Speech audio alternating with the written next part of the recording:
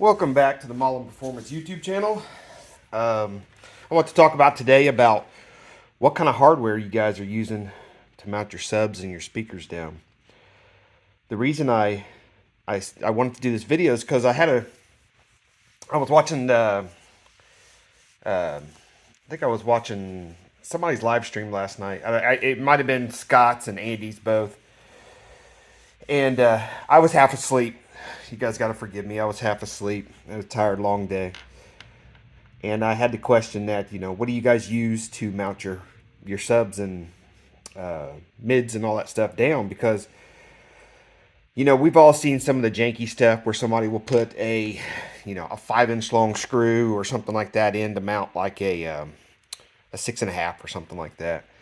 And it sticks through a mile and there's no thread engagement on a lot of these. And I was thinking, like here, let me see if I can get this in here. Oops. Here's the CT Sound. I gotta watch, these things got great magnets on them. So here's a standard CT Sound 6.5, and a lot of times you'll see stuff like this to mount it down with, and they fit in the holes pretty good. You got to thread them in there a little bit. And, this will stay in your door fairly well, I would say. But the problem is, a lot of times, even on smaller speakers like this, is that it'll tend to, especially with bass, those screws end up falling out or rattling out. And there's just not, by the time you go through the actual speaker itself and get into whatever meat you're trying to get into, a lot of times these will end up stripped out, because even these things bouncing around on the door will strip a small screw out like that. So what I tend to use on speakers like this issues is these Power Pros right here. They have the star head or whatever you want to call them, and I think these are 1 inch and a quarter. These are 1.25 inches. They are coarse thread, and they have the small head to them. These are the ones that are supposed to be like when you do like woodworking or whatever. There's the smaller head is to keep you from basically seeing so much screw, compared to like something like this. More of a hidden. You can hide these better, especially if you do a speaker box. If you make a speaker box and you decide you want to screw it together, you can use these, and it makes smaller holes so you can hide them easier if you want to Bondo over them. They fit in here really good and kind of hide down in there. Try to get you centered here. They hide down in there really well. Let's see if I can back out here. There we go. Now, I like using these on small stuff, 6.5, 5.25. Anything, you can even do like an 8 in here with these, but your speaker starts getting a little bit bigger, or you start getting into subs. I don't like using these because these tend to want to pull through some of the bigger subs. So I kind of want to go over hardware wise what you're going to see. A lot of times you're going to see a small tiny screw like this in a lot of your smaller stuff. Phillips head.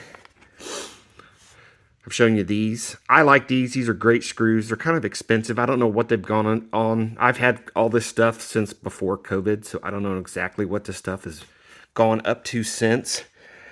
Now these, I've mounted some small subs down with these. These tend to have a big flat head that sits real well. Here is, see if I can get this in frame here. Here is a punch. See if I can do this, guys. Here's a punch P1 that I have, and here's these large flatheads. They tend to sit in here pretty well. You will run into the fact that they will kind of get into your edge if you're not careful. You can thin these down a little bit on headwise to try to get them to fit, but some subs they'll fit right in, others they won't. I've used these before. If you want to invert a sub and you want to do it like that, because it's got a lot of flush, it bites it in there really well to hold the sub down if you haven't inverted. I tend to use these not that often. I prefer, if you're going to use anything, these are the GRK fasteners. Now these, when you start running them through the subs, the heads are a little bit smaller, and you will get that little bit of, you want as much purchase into that box as you can. So if these are sitting flush, you know, these have a 1/4 inch or so before they really start getting into these threads. These are way too big. I just had these for some decking stuff that I had, but they make smaller, shorter ones, and they are pretty good. I have my notebook around here somewhere that's got some information. I don't know what you guys do, but I write. You know, Vega's got his cards. I got my book I carry around every day, and I write everything down because my memory is horrible. So, your standard drywall screw, which I don't have any laid out right now, which everybody uses to hold their subs down. Let's see here. Do I got any laying down? Of course, I don't have any. Yeah. So your standard run-of-the-mill drywall screw. I went to Project Farm's site, and he done some tests on what it takes to basically shear strength and what it takes to pull a drywall screw out of a piece of wood. So a 3.5 inch drywall screw had 750 pounds of pull-out force, and it had a shear strength of an average of about 750 pounds. That is, so he had the pull-out strength, which was he was pulling them this way, and then he had the shear strength, so he had them buried in the wood, and then he was pulling just the heads, and they both averaged about 750 pounds. But like with any drywall screw, when you start running into it, you still have this little bit of 1/4 inch when you go through your sub. Now, these have very thin, since these are just stamped baskets. On your bigger subs, you know, you'll get into thicker, and that won't be an issue. I prefer, I'll show you my favorite ones here in a minute. The GRKs are a lot stronger. They are these right here. These are the GRKs. They had 900 pounds of pull-out force and about 750 pounds of shear strength for one of these. These are great. Drywall screws, and these are hardened, but surprisingly enough, in both of his tests, they both bent fairly easily. I prefer, when I'm doing mine, you guys are probably going to say I'm crazy, this is a duplex screw. I found these on, I think it was Menards, had these in the clearance section, and they had a whole bunch of them. I wish I would have bought more. I like these because actually, when they come in the box, they're made for putting stuff together temporary. So they come with this orange head. So they're made that you can bury them in wood like the nails, the temporary nails that have the heads that stick out. These are made to go into wood, and they stick out, and you can see them, and you can pull them right back out. Now, what you can do with these is that you can take them, and you can put right in your drill. See if I can do this on the screen. And you don't have to do anything else. So you can run these right in. They're made to just boom like that, and they come straight out. Or you can use the Phillips part. I like this because it's if you're jamming this down through here and you're giving it the beans, a lot of times you don't have to worry about this coming off and poking a hole. We've all poked a hole in our subwoofer before, and it freaking sucks. We've all did it. And these have a very flat, flush head on them, and then they have this little stud here and then a taper. And they actually sit, I have them in my 1244s inside of my car, my American base, and they actually sit perfect down in there. They stick up, so you can actually, if you're in a spot where it's hard to get to, you can get a wrench on these, and you can use a wrench to hand tighten them down if you want, which is great because I had some in the very back that I had to reach over top of the subwoofer to get to the screw, and I couldn't get a drill back in there, so I got them started, and then I just used a ratcheting wrench and sunk them down into the box that way. And it helped out. It was awesome. I love these things. You got to be careful, though. You can get so much bite on these, you'll snap them straight off right here.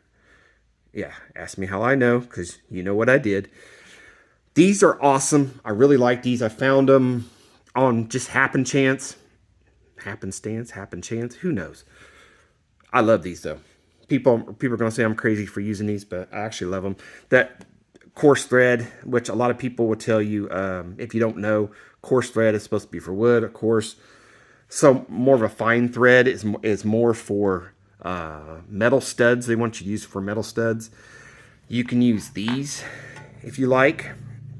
A lot of times, if you invert your subs, these will work pretty well. These have dual threads on them. These have coarse thread and fine thread on them. These are made for roofing. They're made to go through metal and then go into a stud, and they will work. A lot of times, I kind of like them just for the simple fact that you can, especially if you invert a sub, you get these through here. These will actually seal up the hole, and you won't get like little chuffs of air coming out of that hole. You shouldn't anyway. You should probably seal around your woofer if it's inverted. But sometimes you just can't, sometimes you can't help air leaks. And if you want perfection, a lot of times these will help keep the little chuffs of air coming out. I don't know what you guys use. I just know what I prefer to use. I prefer to use these. Let me know what you guys like to use. Maybe I'm missing out on something. I remember seeing a video one time of Steve Mead. He used the big threaded. He had to drill out the holes in his sub to get them to go in. Big monster screws, which I don't know what those were. I'm sure I can find them if I look hard enough. This is just what I had laying on my shelf. I prefer these. You might prefer these. You might prefer these. I don't know.